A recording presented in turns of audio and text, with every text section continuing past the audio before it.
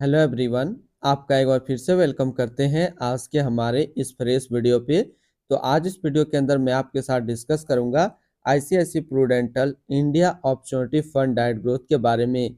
इसमें मैं आपसे डिस्कस करूंगा कि ये जो म्यूचुअल फंड है इसने पिछले 1 साल, 3 साल, 5 साल या फिर एनुअल रिटर्न क्या दिया है, आज के डेट में इसका एक एनएबी का प्राइस क्या है, ये कितने स्टार रेटिंग म्यूचुअल फंड है, इसमें आप मिनिमम एसआईपी अमाउंट क्या लगा सकते हैं और इसका फंड साइज क्या है। साथ ही साथ मैं आपसे डिस्कस करूंगा इसके अंदर कौन कौन सा स्टॉक लिस्टेड है और अगर आप इस म्यूचुअल फंड के अंदर कुछ पैसा जमा किए होते तो फिर आपको क्या रिटर्न देखने को मिलता। और लास्ट में मैं आपसे डिस्कस करूंगा कि क्या हमें ICICI Prudential India opportunity fund डाइट ग्रोथ के अंदर इन्वेस्टमेंट करना चाहिए या फिर नहीं करना चाहिए। अगर आपने ऑलरेडी इन्वेस्ट किया है तो आगे आप अपना एसआईपी या फिर लमसम के साथ क्या करेंगे।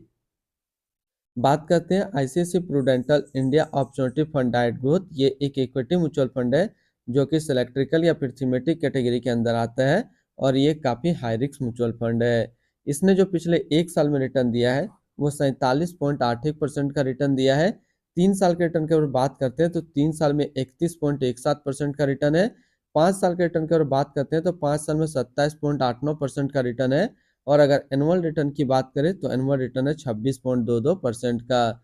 अभी जो भी मैंने आपके साथ रिटर्न डिस्कस किया 1 साल, 3 साल या फिर 5 साल का, ये इनका लमसम का रिटर्न है। अगर आप एक बार में कुछ पैसा जमा किए होते तो फिर आपको ये रिटर्न देखने को मिलता। अगर आप एसआईपी के थ्रू अपना पैसा इन्वेस्टमेंट करेंगे तो रिटर्न आपको कुछ और मिल सकता है।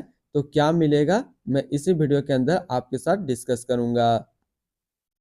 एनएबी के ऊपर बात करते हैं तो आज के रेट में इसका एक एनएबी का प्राइस है 36 रुपया 8 पैसा। रेटिंग की बात करते हैं तो इसको किसी प्रकार का रेटिंग नहीं मिला हुआ है। इसमें आप मिनिमम एसआईपी अमाउंट 100 रुपया लगा सकते हैं और इसका फंड साइज है 21,036 करोड़ का। अब बात करते हैं अगर आप इस म्यूचुअल फंड के अंदर कुछ पैसा जमा किए होते तो फिर आपको क्या रिटर्न देखने को मिलता। इससे पहले अगर आपने अभी तक अपना इन्वेस्टमेंट स्टार्ट नहीं किया है और करना चाहते हैं तो इस वीडियो के डिस्क्रिप्शन में मैंने अपना रेफरल लिंक दिया है। अगर आप मेरे रेफरल लिंक से अपना डीमेट अकाउंट ओपन करेंगे तो आपको कुछ रिवार्ड्स देखने को मिलेगा और आपको अकाउंट ओपनिंग या फिर अकाउंट मेंटेनेंस का कोई भी चार्ज नहीं देना होगा। बात करते हैं अगर आप इस म्यूचुअल फंड के अंदर 5,000 रुपया पर मंथ का एसआईपी करते हैं तो एक साल में आपका पैसा जमा होता 60,000, आपको मिलता 72,491 रुपया। करीब एक साल में आपको एसआईपी के थ्रू 20% के आसपास रिटर्न देखने को मिलता। 3 साल की बात करते हैं तो 3 साल में आपका पैसा जमा होता है 1,80,000, आपको मिलता है 2,91,684 रुपया। 3 साल में आपको एसआईपी के थ्रू 62% के आसपास रिटर्न देखने को मिलता। और 5 साल की बात करते हैं तो 5 साल में आपका पैसा जमा होता है 3 लाख, आपको मिलता है 7,02,576 रुपया। यानी कि एसआईपी के थ्रू 5 साल में आपको करीब 134% के आसपास रिटर्न देखने को मिलता। अब बात करते हैं अगर आप इस म्यूचुअल फंड में एक बार में 1 लाख रुपए का लमसम किया होता तो एक साल में आपका 1 लाख रुपया 1,47,810 रुपया होता। 3 साल में आपका 1 लाख रुपया 2,25,685 रुपया होता। और 5 साल में आपका 1 लाख रुपया 3,42,124 रुपया होता। होल्डिंग की बात करते हैं तो इसके अंदर जो टोटल स्टॉक लिस्टेड है वो टोटल 74 स्टॉक लिस्टेड है। अगर हम इसमें टॉप 10 है उसके सेक्टर वाइज डिस्कस करते हैं तो पहला नाम आता है एचडीएफसी बैंक लिमिटेड फाइनेंशियल क्षेत्र, Sun pharmaceutical industrial limited health care, ICICI bank limited financial, Infosys limited technology, Kotak Mahindra bank limited financial, ITC limited consumer staples, Hindustan Unilever limited consumer staples, Bharti Airtel limited communication, Muthoot finance limited financial and SBI life insurance company limited insurance के क्षेत्र में है। अगर हम लोग इसकी holding analysis को देखें तो इक्विटी पे है 84.9, कैश पे है 13.8 और डेप्ट पे है 1.3%। अब इसकी इक्विटी सेक्टर एलोकेशन को अगर देखें तो फाइनेंशियल पे है 30.8, अदर्स पे 23.5, हेल्थ केयर पे 15.2, कंज्यूमर स्टेल्स 8.3, इंश्योरेंस 8.2, एनर्जी 7.3 और टेक्नोलॉजी पे है 6.8%। इसके एडवांस रेशियो की अगर बात करते हैं तो इसका प्राइस टू अर्निंग रेशियो 24.39 और पीवी रेशियो 3.67। अगर आप इस म्यूचुअल फंड के अंदर अपना पैसा इन्वेस्ट करना चाहते हैं तो फिर मिनिमम लमसम आपको 5,000 रुपये का करना होगा और अगर आप एसआईपी के थ्रू इन्वेस्टमेंट करना चाहते हैं तो आप 100 रुपया से स्टार्ट कर सकते हैं। अब हम लोग रिटर्न एंड रैंकिंग के ऊपर बात करते हैं और यहीं पे आपको समझ में आएगा कि क्या हमें ICICI Prudential India opportunity fund के अंदर इन्वेस्ट करना चाहिए या फिर नहीं करना चाहिए। तो सबसे पहले हम लोग बात करते हैं ICICI Prudential India opportunity fund का जो फंड रिटर्न है, 1 साल में 47.8, 3 साल में 31.2, 5 साल में 27.9 और एनुअल है 26.2 का। वहीं पे इस कैटेगरी का जो एवरेज रिटर्न रहता है यानी कि इक्विटी सिलेक्ट्रिकल या फिर थीमेटिक कैटेगरी का म्यूचुअल फंड का 1 साल में 48%, 3 साल में 21.4, 5 साल में 22.6 का है। तो यहाँ से देखेंगे तो 1 साल में ये अपना थोड़ा सा कैटेगरी एवरेज से कम रिटर्न दे रहा है, लेकिन 3 साल और 5 साल में ये फिर मूव ऑन करके अपना कैटेगरी एवरेज रिटर्न को बीट करके आपको ज़्यादा रिटर्न दिया है और 3 साल और 5 साल में टॉप 5 के अंदर ये अपना जगह बना पा रहा है।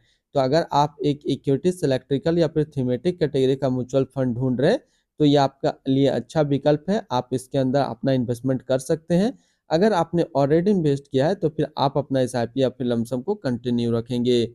अगर आपको इसके आसपास इसी तरीके का सिमिलर फंड्स देखना और हाई रिटर्न पे, तो एक तो आपका यहाँ से बनता है सबसे पहले Kotak infrastructure and economic reform fund direct growth and दूसरा है इन्वेक्सो India infrastructure fund direct growth. तो आप इन दो म्यूचुअल फंड्स को भी ट्राई कर सकते हैं अपने पोर्टफोलियो में रख करके।